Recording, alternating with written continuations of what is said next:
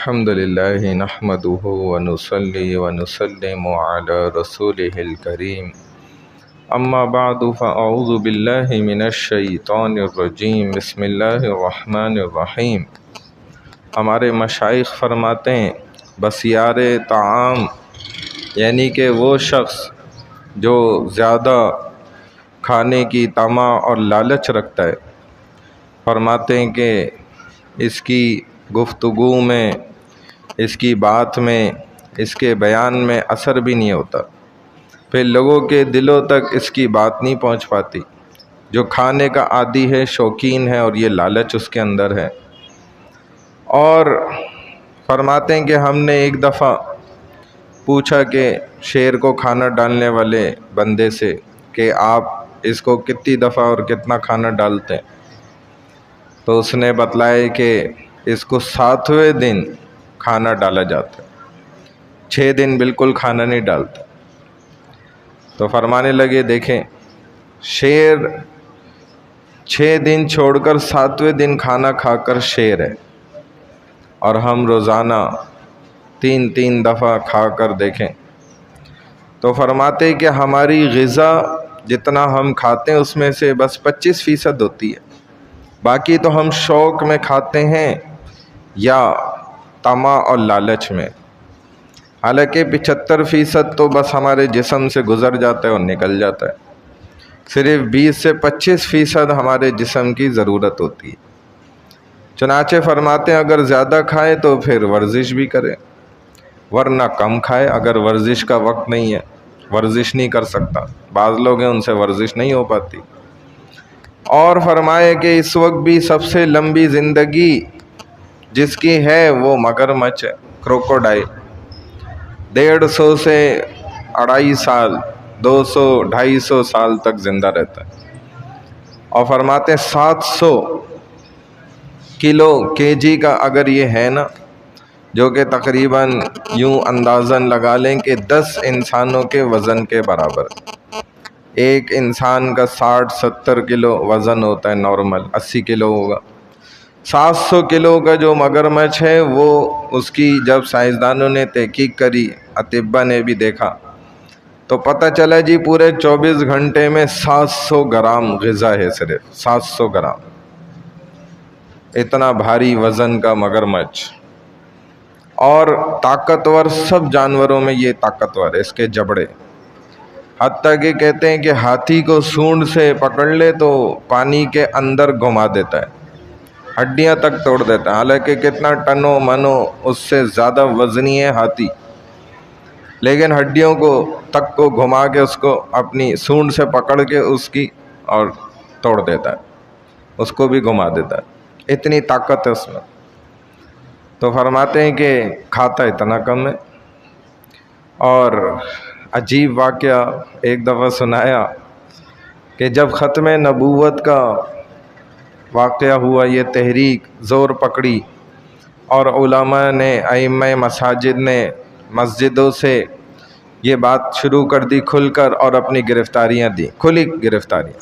بڑے بڑے ائمہ اور علماء جو ہے وہ جیلوں میں بند کر دیے گئے، اور کہتے ہیں کہ پاکستان کی جیلیں اس وقت ان نیک لوگوں سے بھری ہوئی تھیں، تو ماحول کا بھی اثر ہوتا ہے، اور اس وقت لوگ بھی اچھے تھے، تو جو وہاں پر پہرے دینے والے اور اس طریقے کے لوگ تھے، تو انہوں نے عام اندر اذن عام کیا ہوا تھا، کھلی اجازت ہوتی، بیرک بند نہیں کرتے تھے۔ کہتے تھے بھائی یہ ویسے ہی نیک لوگ ہیں، کوئی اخلاقی جرم تو کر کے آئے ہی نہیں ہے، یہ جس مسئلے میں آئے ہیں وہ تو ہمارا بھی مسئلہ ہے، تو کھلی اجازت ہوتی تھی۔ تو فرماتے ہیں بڑے بڑے علماء، شیوخ جیلوں میں بند تھے، ان کے مریدین پھر آتے تھے تو بڑا ساتھ کھانے پینے کی چیزیں لاتے تھے۔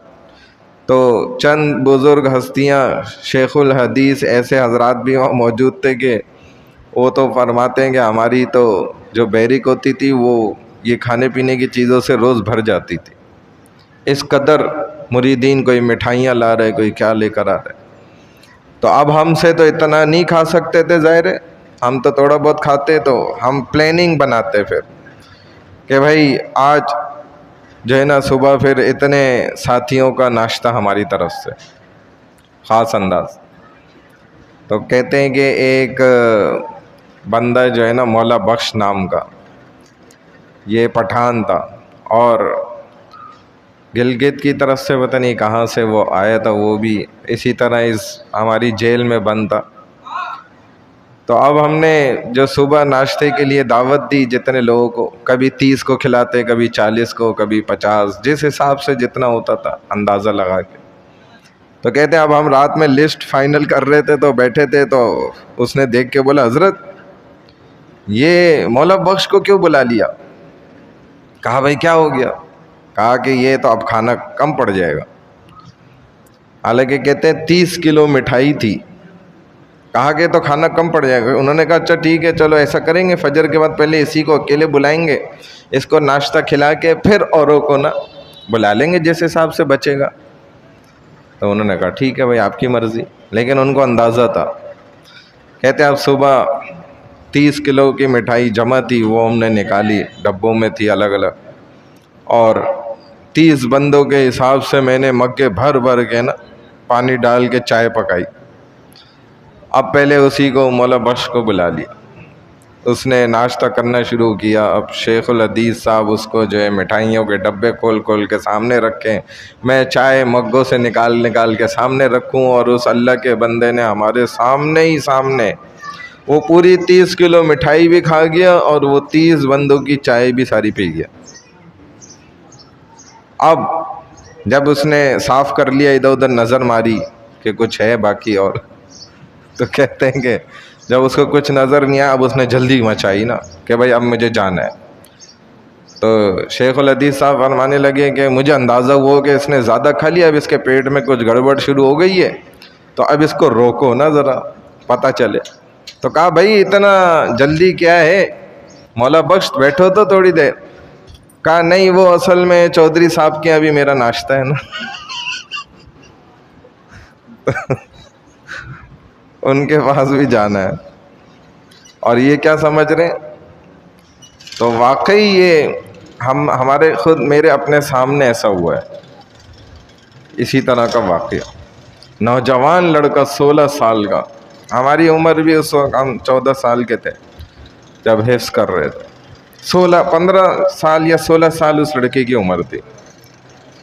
وہ یہ جو ہماری تندور کی دودھ والی روٹی ہوتی ہے نا، وہ تھوڑی بھاری اور موٹی ہوتی ہے، تو وہ 11 روٹیاں میرے سامنے روز کھاتا تھا، 11 روٹیاں کھاتا تھا مجھ سے۔